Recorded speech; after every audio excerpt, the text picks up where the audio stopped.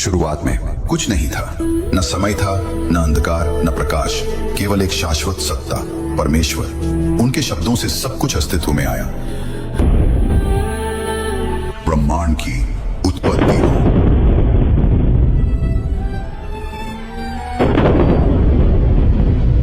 आकाश, तारे, स्वर्ग और प्रकाश, और उसी प्रकाश से उत्पन्न हुआ एक अद्भुत प्राणी, लूसीफर, प्रकाश का पुत्र। मैंने उसे रोशनी दी, मैंने उसे अपनी छवि में गढ़ा, मैंने उसे मॉर्निंग स्टार कहा, मेरा सबसे प्यारा पुत्र। वो कोई साधारण स्वर्गदूत नहीं था, वो सौंदर्य का प्रतीक था, संगीत का स्रोत और स्वर्ग का सबसे उज्जवल चेहरा। हर बार जब वो गाता, स्वर्ग के हजारों देवदूत परमेश्वर की स्तुति में झुक जाते। उसकी आवाज में इतनी पवित्रता थी कि संपूर्ण स्वर्ग में शांति और आनंद फैल जाता। परमेश्वर मुस्कुराते हुए बोले, लूसीफर, तू मेरा प्रकाश है, तेरे गीतों से स्वर्ग गूंजेगा और तेरी सुंदरता मेरी महिमा को प्रतिबिंबित करेगी। लूसीफर ने सिर झुकाया, उसकी आंखों में विनम्रता थी, पर कहीं गहराई में एक प्रश्न भी छिपा था। क्यों मैं नहीं? क्यों सबकी उपासना केवल उन्हीं की? लूसीफर परमेश्वर के सिंहासन के पास खड़ा है, उसके पंख चमकते हैं जैसे सुबह की किरणें। वो अपने संगतकारों के साथ संगीत रचता है, हर स्वर स्वर्ग के वातावरण को झंकृत करता है। मिखाइल, परमेश्वर के सेना नायक, लूसीफर की ओर देखकर मुस्कुराते हैं। तू अलग है भाई, तेरे सुरों में आसमान बोलता है। जब तू गाता है लगता है खुद परमेश्वर रुक कर सुना है। मैं बस वही गाता हूँ जो मुझे दिया गया है। बिल्कुल भाई, और हमें परमेश्वर की हर आज्ञा का पालन करना है। पर जैसे जैसे दिन बीतते हैं, लूसीफर के भीतर कुछ बदलने लगता है। वो देखता है कि सारे स्वर्गदूत परमेश्वर की स्तुति में झुकते हैं और उसके भीतर एक अनजाना द्वंद्व उगता है। अगर मुझ में उनका प्रकाश है तो क्या मैं स्वयं प्रकाश नहीं हूँ? उसके ये विचार पहले धीमे थे, फिर धीरे धीरे गूंज बनने लगे। वो अब अपने ही संगीत में खो जाता है और अपनी सुंदरता से मोहित होने लगता है। एक दिन लूसीफर अकेले स्वर्ग के दर्पण हॉल में जाता है, जहाँ प्रकाश उसकी हजारों छवियां बनाता है। वो खुद को देखता है और ठहर जाता है। इतना सुंदर, इतना शक्तिशाली, इतना दिव्य, लूसीफर तेरे जैसा कोई नहीं। वो पहली बार खुद पर झुकता है, स्वयं को नमन करता है, और उसी क्षण स्वर्ग की हवा टूटी पड़ जाती है। परमेश्वर घोषणा करते हैं, मैं एक नया लोक बनाऊंगा जहां मैं मनुष्य को अब स्वरूप में रचाऊंगा। सभागार में मौन छा जाता है। लूसीफर के चेहरे पर आश्चर्य और फिर असंतोष छलकता है। मनुष्य? क्या वो मुझसे भी बढ़कर प्रिय होगा? उसकी आंखों में पहली बार प्रकाश नहीं, छाया उतरती है। अब परमेश्वर इंसान बना रहा है, क्या वो मुझसे बढ़कर होगा? नहीं, मैं ऐसा कभी होने नहीं दूंगा।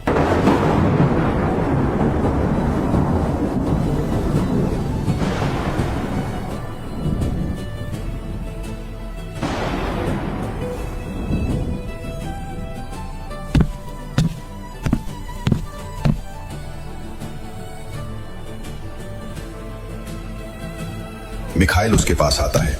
लूसीफर, क्या बात है? लूसीफर ठंडी आवाज में कहता है, कुछ नहीं, बस सोच रहा हूँ कि स्वर्ग के इस प्रकाश में मेरा स्थान कहाँ है। मिखाइल समझ नहीं पाता, पर उसकी आंखों में चिंता झलकती है। स्वर्ग में सब कुछ अब भी सुंदर था, पर एक अदृश्य दरार बन चुकी थी। लूसीफर के गीतों में अब दर्द झलकने लगा था। वो अब परमेश्वर की नहीं, खुद की प्रशंसा गाने लगा था। धीरे धीरे कुछ स्वर्गदूत उसके आसपास आने लगे। वे कहते, लूसीफर, तेरे बिना स्वर्ग अधूरा है। शायद अब वक्त आ गया है कि प्रकाश भी अपना मार्ग चुने। वो आकाश की ओर देखता है और कहता है, हे परमेश्वर, क्या मुझे सबसे ऊंचा स्थान पाने का हक नहीं? स्वर्ग में दूर बिजली चमकती है और पहली बार लूसीफर के गीतों में स्वर्गीय संगीत नहीं बल्कि अंधकार की धुन सुनाई देती है। उस समय परमेश्वर की ओर से कोई उत्तर नहीं आया, सिर्फ मौन, और उसी मौन ने लूसीफर के भीतर तूफान पैदा कर दिया। धीरे धीरे उसने अपने आसपास के कुछ स्वर्गदूतों को भड़काना शुरू किया। हम सब में उनका प्रकाश है, तो फिर क्यों ना हम अपने अस्तित्व का सम्मान करें? क्यों केवल एक ही सिंहासन हो? क्यों ना हम अपने लिए एक नया मार्ग बनाए? क्या तुम उसकी चमक में अपनी आजादी को खो दोगे या मेरे साथ खड़ा होकर अपनी पहचान बनाओगे? सेवा या गुलामी? मैं सर झुकाने की जगह राज करूंगा। उसके शब्द जादू की तरफ फैलने लगे। कई स्वर्गदूतों ने उसकी बातों में तर्क देखा, कई ने डर। कुछ बोले, लूसीफर, तेरे बिना स्वर्ग अधूरा है, हम तेरे साथ हैं। तो फिर चलो नया स्वर्ग बनाते हैं।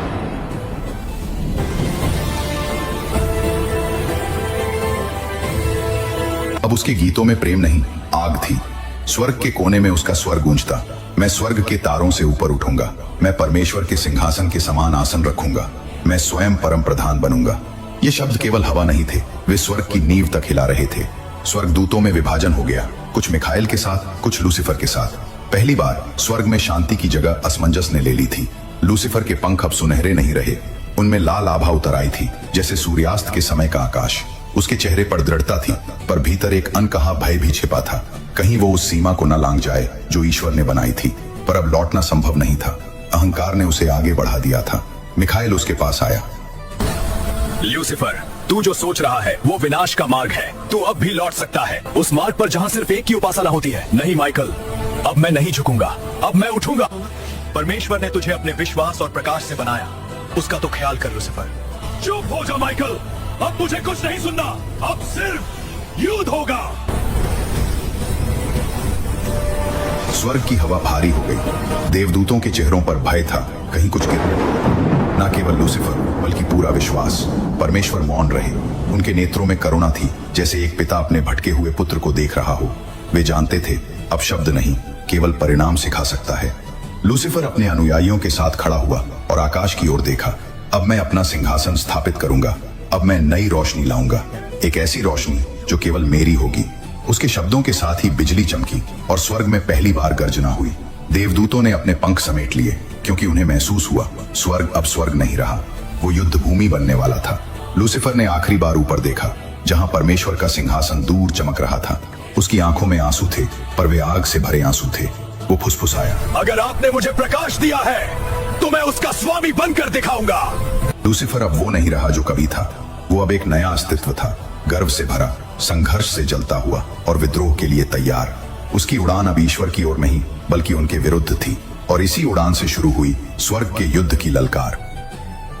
स्वर्ग में अब सन्नाटा नहीं, अशांति और गर्जन थी। सभी देवदूत जानते थे कि अब केवल युद्ध ही बाकी है। मिखाइल ने तलवार उठाई, लेकिन उसका मन दुख से भारी था। वो जानता था कि लूसीफर केवल अपने अहंकार के कारण गिर रहा है, पर उसके पतन की गति अविराम है। लूसीफर ने सोचा, मैं अब स्वर्ग का केवल प्रकाश नहीं हूँ, अब मैं शक्ति हूँ, विद्रोह हूँ, अंधकार हूँ। उसने अपने अनुयायियों के साथ एक ऊंची पहाड़ी पर चढ़कर स्वर्ग के केंद्र की ओर देखा। हर पंख की झिलमिलाहट, हर आकाशीय स्वर अब उसकी शक्ति के सामने फीकी पड़ गई थी। वो जानता था कि परमेश्वर देख रहे हैं। उनकी दृष्टि करुणा से भरी थी, लेकिन न्याय और नियंत्रण की भी झलक थी। लूसीफर की चेतना में यह स्पष्ट था, वो अब स्वर्ग में अपनी जगह नहीं रख सकता, लेकिन उसका अहंकार उसे पीछे हटने नहीं देगा। यदि मैं अब झुकूंगा, वो सोचता है, तो मेरा अस्तित्व समाप्त हो जाएगा, मैं केवल उनका प्रतिबिंब रह जाऊंगा। और इसी विचार ने उसे पूर्णतः विद्रोही बना दिया। वो आकाश में एक विशाल झपट्टा मारा और उसकी शक्ति ने स्वर्ग की नींव हिला दी।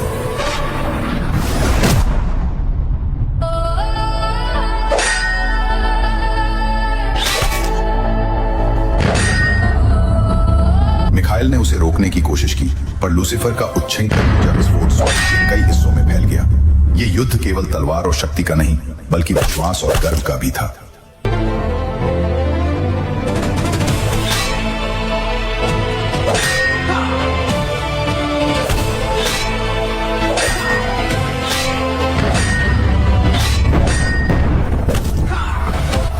सृष्टि के नियम अब स्पष्ट हो चुके थे, अहंकार का फल पतन है। लूसीफर की ऊर्जा से स्वर्ग में हलचल मची।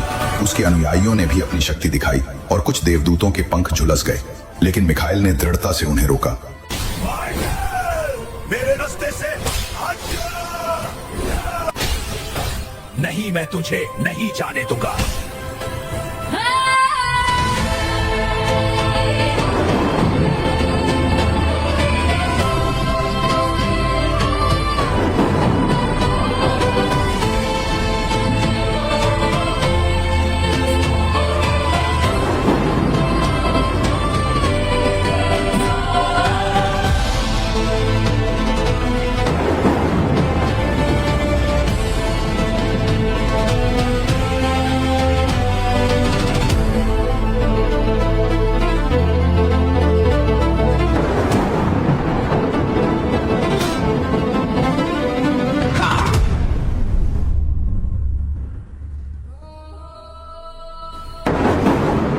स्वर्ग के आकाश में युद्ध की गर्जना गूंज रही थी।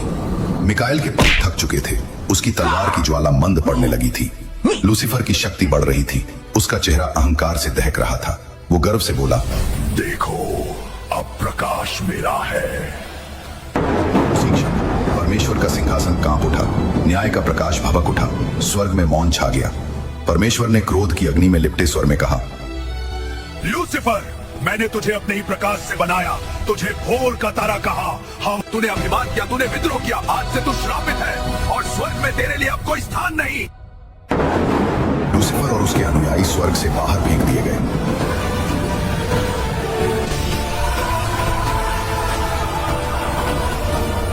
लेकिन वे पृथ्वी तक नहीं पहुंचे, क्योंकि मनुष्य अभी निर्माण में भी नहीं आया था।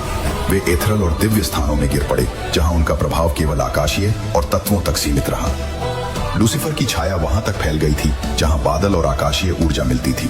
उसका प्रतिशोध केवल स्वर्ग पर ही नहीं, बल्कि उस शक्ति और स्वतंत्रता के प्रतीक पर था जो कभी उसे रोका करती थी। उसका पतन पूर्ण था। स्वर्ग से बाहर फेंके जाने के बाद लूसीफर ने अपनी पहचान बदल ली। अब वो केवल लूसीफर नहीं, बल्कि सतान था, अंधकार और विद्रोह का प्रतीक, जो भविष्य में पृथ्वी और मनुष्य की परीक्षा का नेतृत्व करेगा। पर इस समय पृथ्वी अभी निर्माणाधीन थी और सतान का प्रभाव केवल आकाशीय और तत्वों तक सीमित था। मनुष्य का जन्म अभी बाकी था। इसलिए लूसीफर का पतन और अंधकार केवल दिव्य क्षेत्रों और स्वर्ग के बाहर फैल रहे हिस्सों में महसूस किया गया। स्वर्ग अब शांत नहीं था, पर मिखाएल और अन्य देवदूत ये जानते थे, अंधकार स्थायी नहीं होता और प्रत्येक संघर्ष में अंततः प्रकाश विजयी होगा। लूसीफर का पतन केवल एक चेतावनी थी। अहंकार का परिणाम हमेशा पतन ही होता है, और इस तरह लूसीफर का स्वर्ग से पतन और प्रतिशोध का आरंभ हुआ।